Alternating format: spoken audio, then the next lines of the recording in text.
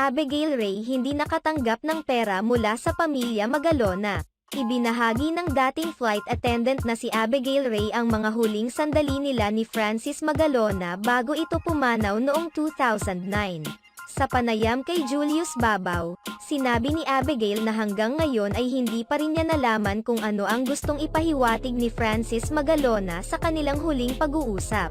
Sinabi ni Abigail na pinalaki niya ang kanilang anak na babae ng master rapper na si Gail Francesca, nang mag-isa, nang walang natatanggap na mana mula kay Francis.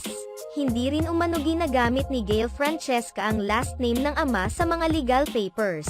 Bago siya mawala nun, magkausap kami for 3 hours. Ang natatandaan ko lang na, sinabi niya, quote and unquote, "Wag kayong mag-alala, baby mama, makakasama kayong mag-ina ko," saad ni Abigail. Dagdag pa niya, "After nung mawala siya, wala naman siyang iniwan sakin. Wala po talaga. Thankfully, naka-maternity leave lang ako noon. May binalikan akong trabaho so nabuhay ko naman siyang mag-isa."